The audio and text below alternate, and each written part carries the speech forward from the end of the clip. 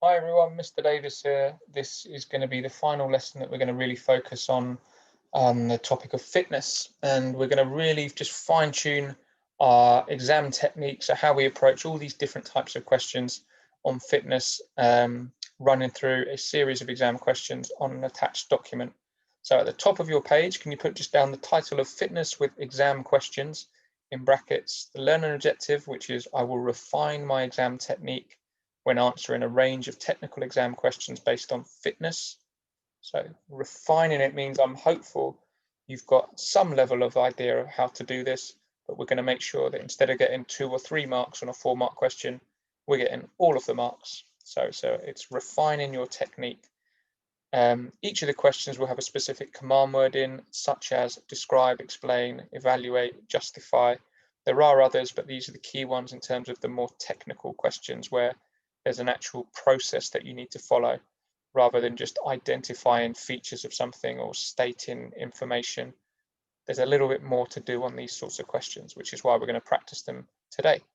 So just to run you through the process of what I'm expecting from you, we're going to review each of the questions that's coming up in this presentation, and you're just going to work with me to complete an answer based on the guidance that I've put down. You're going to use the techniques developed through the presentation to answer the exam questions on the attached document. And then once you've submitted your work to me, whenever that might be, I will then send you the mark scheme. So then you can go about completing the marking with your purple pens, putting in any corrections that may be required.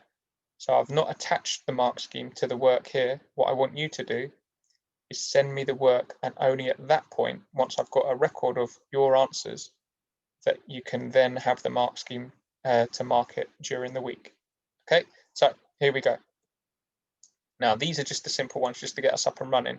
But just whiz through these, record a definition, because that's something that you might have to do, and also just record the name of the test that's used to measure each fitness component. So pause the video here and just run through those. Hopefully that's quite a straightforward task. And you should have something like that down. It doesn't have to be the exact wording, but you be the judge of how accurate it is. Ideally, with these definitions, really it should be what's on here. But if you've got something ever so slightly different, like on here, you might have the range of motion instead of the range of movement. That's fine. Obviously, the test is the test, and you can't get that wrong. So just pause the video to make sure that you've got all of that information accurately recorded. Then we go on to these. Same process, pause the video here, you put down your definition and the test, and double check that you've got all of that information right. Again, pause the video, just make sure that you've got it clear. If you don't know the definitions for these fitness components, this is always going to be your primary focus for any revision you do, because it will cost you so many marks in the exam. So it's worth spending the time now making sure that you can just rattle them off without any point of confusion, because it's not just 1 or 2 marks in the exam. You'll need this information for level mark questions as well, and then we're talking at least like upwards of 10 marks across a whole paper, which is a lot. So make sure you've got all of that accurate before we move on. And then the first of our technical questions. So describing the procedure for each of the fitness tests, and it's likely that it's a 3-mark question, and it's a very, very common question in the exam. How to do it? Well, if it's 3 marks available, you want 3 bullet points. Always use bullet points for these sorts of questions, unless it's a table or you're labeling something, or it's a level mark question which requires extended writing, use of good English and sentences and paragraphs, then it should be done in bullet points. Okay, so for the 3 bullet points, a comment about the start or the setup of the test, a comment about how it's completed, and a comment about what you do with the result. Okay, so for example, describe the procedure that's used to complete the Illinois agility test. So pause the video here, try and come up with 3 nice, concise comments about how that Illinois agility test is done using this structure here. And I'm hopeful you should have something along the lines of, you start face down in a press up position. So that's your setup or starting position. You run through the sequence of cones in the correct order as fast as possible. That's that one. And then you finish off by recording your result in seconds and compare it to normative or national data. Okay. Now the key thing with this one is that on the third one, it's an easy mark to get because it's a generic comment pretty much that you can make, but try and make sure that you're putting down what the result is that you're recording, what the unit of measurement is. Is it seconds? Is it number of catches? Is it a distance? Is it a level that you've reached on the bleep test? So make sure that you're clear on that and that you put something along the lines of that data is then compared to normative or national data where millions of other people have done it. And then you can compare your result to say whether it's below average, average, above average, excellent, against everyone else in your age group that would have done the test previously. So that's how to answer that question. You may also be asked to give reasons for fitness testing. So this was something that we looked at last week. There's a range of different reasons. I'm just going to whiz through them now. But if you just take a second to note 2 of them down, it's not likely to be more than 2 or 3 marks here. So just note down 2 bullet points. What are the most straightforward reasons for fitness testing? And you have a range of information here. So any one of those, what are the shortest, most straightforward ones that you could do? What are the ones that you're most likely to remember? Strengths and weaknesses is clear. If you remember when we went through this, I tried to put this in a sort of process, as in each one kind of links into the next thing. So, interesting way of presenting that. But the key thing is, when you do a fitness test, you do it to identify your strengths and weaknesses. Once you know that, you can then establish what your starting level is. Once you know that, you can then use that information to inform future planning. So what is it that you want to work on? From there, you can set specific goals. That can then be used to help monitor improvement. So you know where you are, where you want to get to, and then every stage in between. That goal then should be used to help motivate you. You can then compare yourselves against others, maybe in your team or in a kind of national grid using the normative data. And it also just adds variety to the training. You won't have to explain anything or go into any more detail. So for all intents and purposes, you could just include the shortest and most straightforward ones, in which case you'd probably just be looking at those 2. Okay, in addition to that, the limitations. So again, just pause the video, make sure that you're clear on a couple of these. What are the most straightforward ones? What do we mean by limitations? So things like this. So limitations are kind of the drawbacks, the downsides.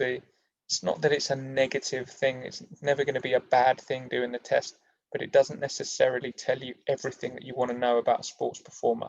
So when you're looking at it, you've got things like the test doesn't measure skills in sport. No fitness test measures any skills. So just because I'm extremely fit and have great cardiovascular endurance doesn't mean that I'm going to be good at football, even though footballers would benefit from having cardiovascular endurance. So it doesn't measure the skills, it doesn't replicate the movements. The tests aren't sport specific. That's not my favorite one to put down because you generally have to say why, and then it just gets a little bit wordy. So bearing in mind there's easier comments that you could make. If you want to go with that one, just remember you have to say why.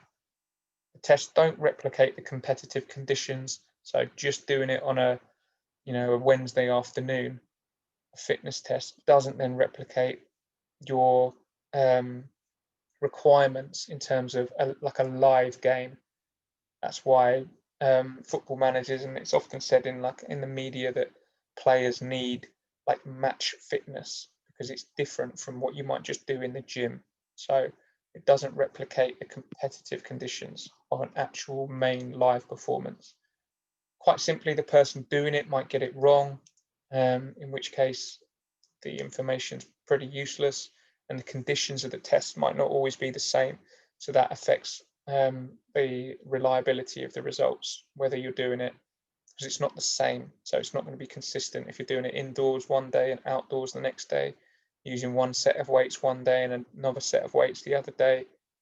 It all affects it. If you're working on grass and then you're working on concrete, everything about it is slightly different. And in that case, you might get a different result. It's not consistent. So which ones are the most straightforward? It's up to you. I mean, I'd certainly say the first one is a good one to go with. And then from there, one other. It's up to you. Okay, next ones. You may be asked to discuss the suitability of a fitness test for a particular performer.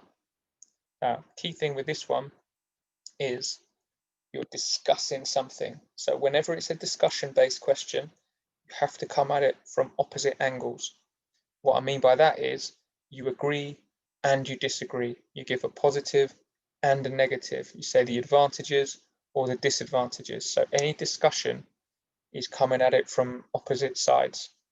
You have to include in this one reasons why you think the test is suitable and also reasons why the test might not be suitable.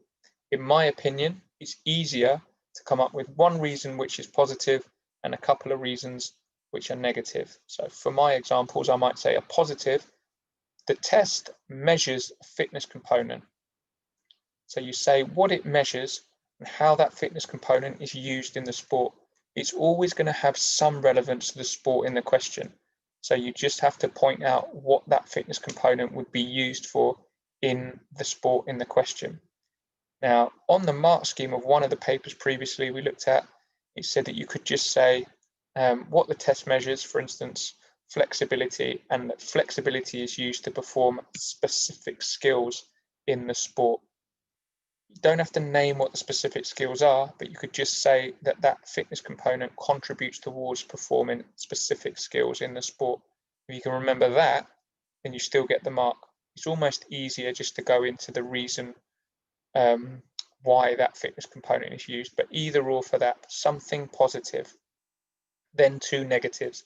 There are various different things you could put down.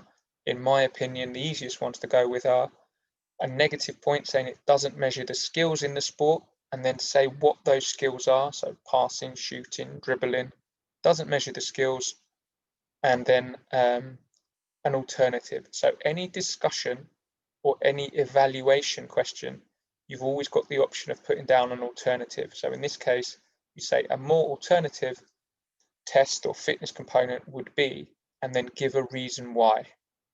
So let's try and work that through with an actual question.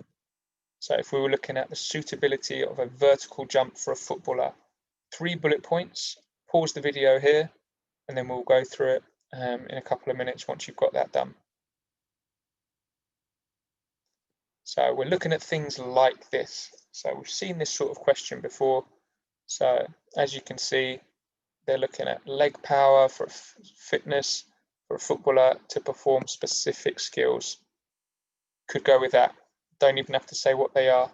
On the second potential point you could make, you could say why that leg power is important. And give the example of jumping to head a ball, jumping to make a save, or an equivalent example. Okay. But then the two disagree comments that I would go with, I don't really fancy that sport specific one.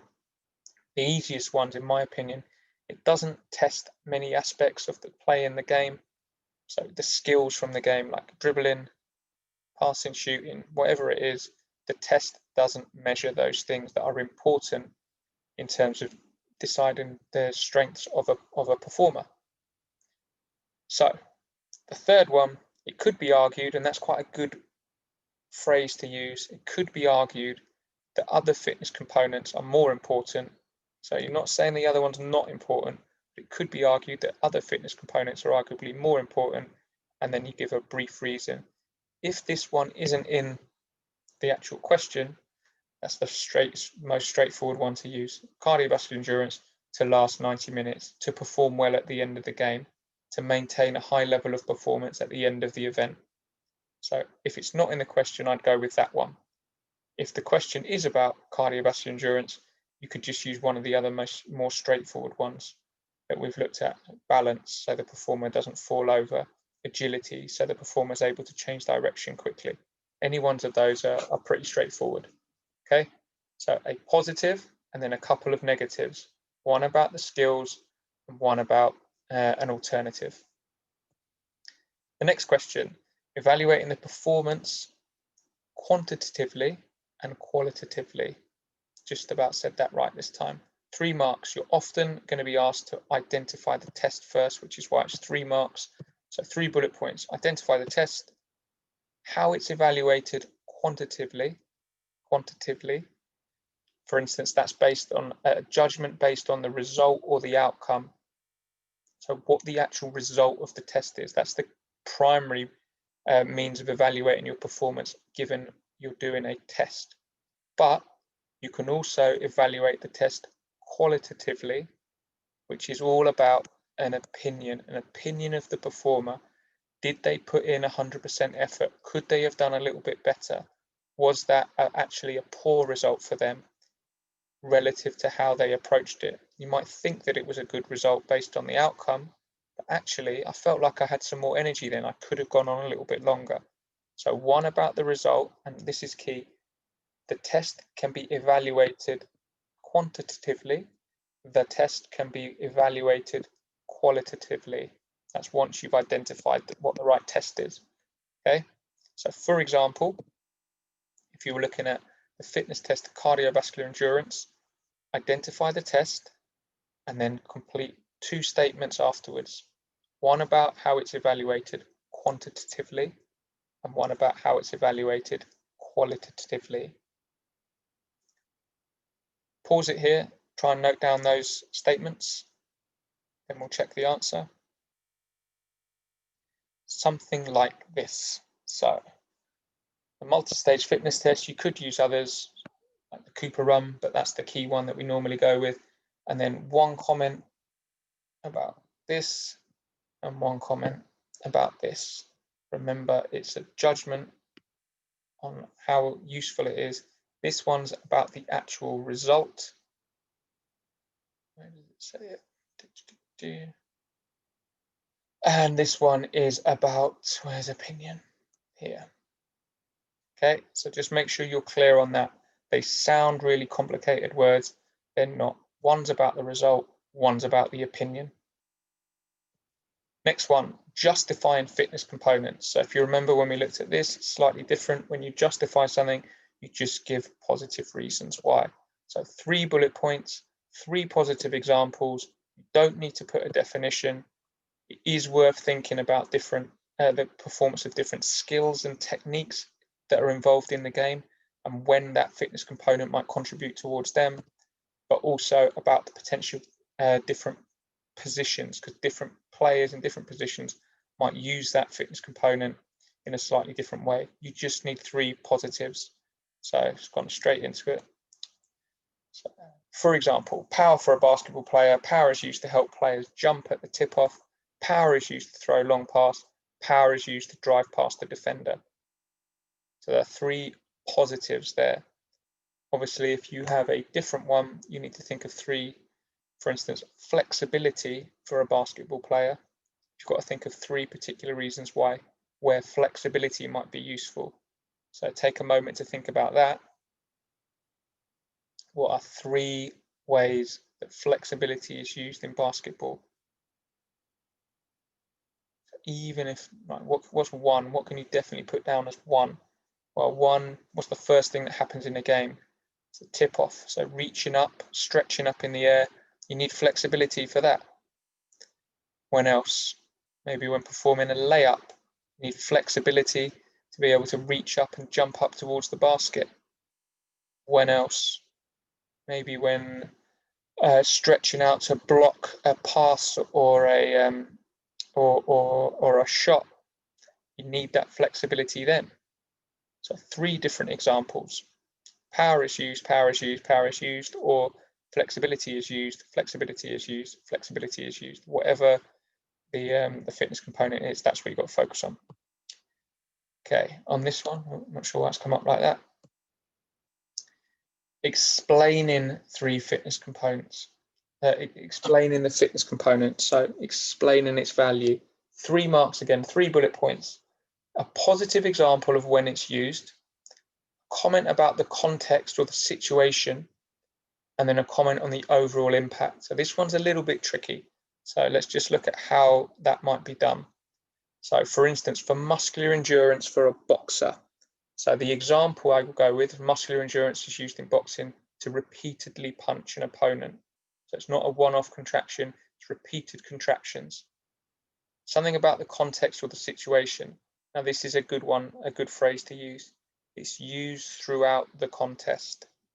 Okay, by saying it's used throughout the contest, that puts some level of context in there, and you get a mark for that. That's maybe the trickier part of the answer. This one then is the finale. What's the impact? This will mean, whenever you're asked for an impact, this will mean, and then go into your answer. So if I'm in a boxing contest and I'm able to repeatedly punch my opponent, this will mean that I'm more likely to damage them and ultimately win the fight. Okay, so 3 points to make there about explaining the fitness component. So when you see that question on the sheet, that's how to approach that one. Evaluating the fitness component. So again, this is a kind of fancy discussion. So when you evaluate it, on this particular example, there's 4 marks. So you might be that you get a level marks question on this where it's 6 or even 9 marks. For this one, the actual process is very, very similar. So you define it. So when it's this evaluation question, you define it. You don't have to put the definition down for a justification, but for the evaluation ones, it's always worth doing it, just in case. They're not always going to give a mark for it, which is why it's worth putting down additional comments. But on this one, you do get the mark for it. You give a positive example of when it's used, something about the relative value, and then an alternative. Like we said, when it's an evaluation, that's always an easy comment to make at the end. So jumped in. So coordination for a tennis player. So you define coordination. So write that down. What's your definition? You give a positive example of when coordination is used in tennis. Now, you would always say that coordination is a useful element or a useful fitness component to have. Is it essential, though, that a tennis player has it? If you think it is, then you put down that it's essential and say why. If you don't think it's absolutely essential, then again, you just put that comment because it's an evaluation. You're not just giving positive reasons. You're weighing it up. So if you don't think it's essential, you put that it's not essential and say why. You're making a judgment. And then finally, you put down a comment about the alternative. So it could be argued that, just like the previous question, could be argued that, and then you give a definition of a different fitness component with an example of why that fitness component might be more suitable or more important. So the example that we'd work through, here's the definition. It's used in tennis to swing the racket, the ball while on the run. That's when it's used. It is essential in tennis. You can't really be very successful at tennis without having coordination. You're just going to miss the ball. And if you miss the ball a lot, you're going to lose every point. If you lose every point, you're going to lose the game. You can't play tennis. You can't perform any of these shots without a good level of coordination. So it's essential. Try and think of a fitness component that maybe isn't essential in tennis. So it may be strength. Not all tennis players are really, really strong, but you don't necessarily need a huge amount of strength for tennis. If you've got control and you've got speed and you've got coordination, you've got agility, you've got good reaction time, you don't necessarily need to be really strong. So you would, in that sense, for that third comment, you'd say not essential, but coordination absolutely is. However, your final comment is still, even though you've made a point about how important it is here, your final comment is always that it could be argued that a different one is more important. So it could be argued that agility, with the definition, just to make sure, is more important for a tennis player, and then a reason, because tennis players are required to move from side to side repeatedly. So there's a bit more to that question, but hopefully I don't think it's one of the more tricky ones to to answer once you get into the habit and the routine of what to write down. So those are all of the questions. You now need to go through the exam questions on the sheet that's attached and make sure that you have answers written down. You can then send me your work. Once you've sent me the work, I will then send you the mark scheme to make sure that your work is marked for next week. Good luck, guys. All the best, and bye-bye.